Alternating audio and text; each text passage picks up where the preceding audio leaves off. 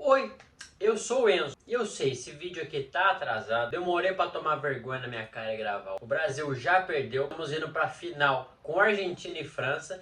Mas o seu time é ruim, eu não fico te lembrando isso. Então não fica me lembrando de coisas ruins também. Por favor. Então hoje nós vamos falar a história da Copa do Mundo. A última vez que nos trouxe alegria foi quando a Shakira estava rebolando, falando o Waka Waka. Então vem comigo.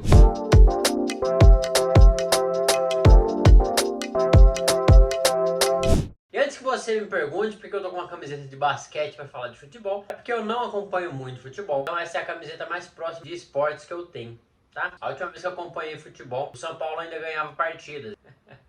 Brincadeiras à parte, mas nem tanto. Então a Copa do Mundo é uma competição organizada pela Federação Internacional de Futebol, conhecido também como FIFA. Você não sabia o que FIFA significava, né? Agora você sabe. De nada. Isso surgiu em 1930 e hoje em dia é disputada por 32 seleções a cada 4 anos. E os jogos acontecem numa nação sede, que é determinada por meio de uma eleição feita pela própria FIFA. A primeira Copa do Mundo aconteceu então em 1930 no Uruguai e foi o resultado de um esforço realizado por pessoas relacionadas à FIFA, com destaque para o papel de Jules Rimet. Jules Rimet, ou Julien, como era chamado pelos seus amigos próximos, a fonte dessa informação é a minha cabeça, foi o presidente da FIFA naquela época e organizou a primeira Copa do Mundo. Ele tinha por objetivo unir povos dos dois hemisférios em torno de um esporte bretão, esporte esse que é o futebol, caso você ainda não tenha entendido do que nós estamos falando aqui. Ele então é considerado um dos maiores responsáveis pela organização da Copa do Mundo e também a consequente popularização do futebol em todo o mundo. E o próprio Congresso da FIFA teve a ideia de oferecer um troféu como recompensa pela primeira Copa do Mundo. Então, nesse caso, o presidente Jules Rimet ordenou que fosse feito um troféu todo de ouro. E o nome dessa taça seria Coupe du Monde. E ela então ficou pronta em 29. Por sugestão do próprio idealizador, a posse definitiva desse troféu deveria ficar com quem conseguisse 3 Copas do Mundo. Uma coisa que todos achavam que demoraria muito tempo para acontecer, se acontecesse. Então, no caso, quem ganhasse a Copa do Mundo poderia erguer a taça Jules Rimet, mas não iria ficar com ela. 5 seleções conseguiram essa façanha: a Inglaterra em 66, a Alemanha em 54, o Uruguai em 30 e 50,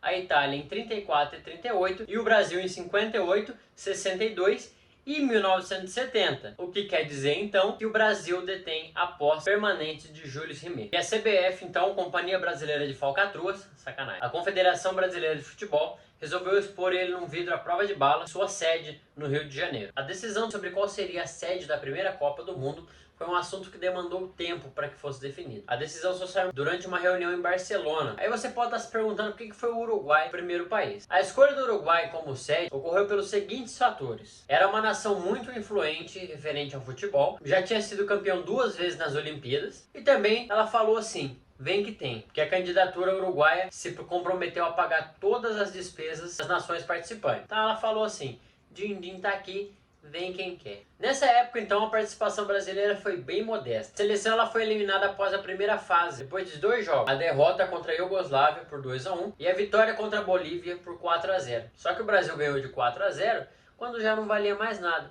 Aí não adianta muito. Então, à medida que o futebol se popularizou, a Copa do Mundo foi se transformando num evento de grandes proporções que mobiliza o mundo durante 30 dias. É o grande terror dos donos de loja, não é? Porque cliente para de entrar, funcionários começam a dar desculpas esfarrapadas para não ir trabalhar. E quando vão trabalhar, ficam assistindo o jogo na hora do trabalho. A maior felicidade do patrão é quando a seleção do país perde, que daí volta tudo ao normal e aí é o único a comemorar alguma coisa. As primeiras Copas do Mundo, que foi de 1930 a 1978, contaram com no máximo 16 seleções. A partir de 82, começou a receber 24 seleções, formato que aconteceu até 94. Em 98 foi criado o formato atual, que tem 32 seleções, mas é só até esse ano, hein? A partir de 2026, a Copa vai começar a contar com 48 seleções.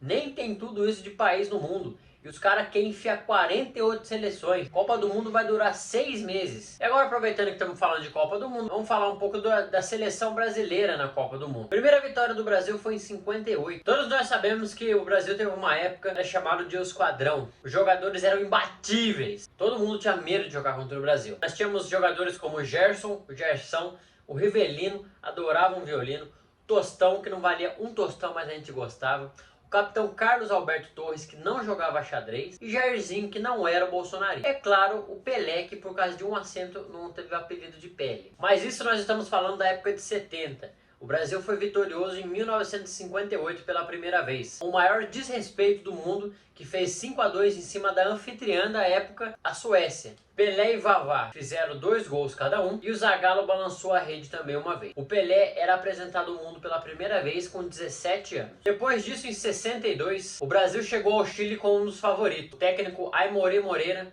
manteve uma boa parte do time que conquistou o mundo 4 anos antes. E no final, Brasil contra a Tchecoslováquia, Brasil bateu a Tcheca e ganhou por 3-1. Chegamos finalmente então aos 70, época do esquadrão. Eles tinham vitórias em todas as partidas com média de 3 gols mais ou menos. E nessa época então o Zagallo era o técnico, fazendo seu time vencer de 4-1 contra a Itália. Nessa época então o Zagallo foi o primeiro a ser campeão como jogador e como treinador. E o Pelé se tornou o único atleta a ganhar 3 Copas do Mundo. O Brasil passou por uma maré de azar, então em 1994 nos Estados Unidos ele não chegou como favorito. Comandado por Carlos Alberto Parreira, a seleção confirmou a sua classificação para a Copa apenas na última rodada das eliminatórias e chegava sob desconfiança. O pessoal tava com o pezinho atrás ali, já não tava ganhando muito. A grande esperança do time era o Romário, aquele mesmo que em 2003 saiu na mão com o torcedor. Pode procurar aí, isso é jogador raiz. E foi o grande protagonista da conquista do tetracampeonato mundial. É aquele jogo que fez o Galvão Bueno gritar: "É tetra! É tetra!" Foi esse mais ou menos assim. E o nosso então adversário nesse tetra foi de novo a Itália, com 0-0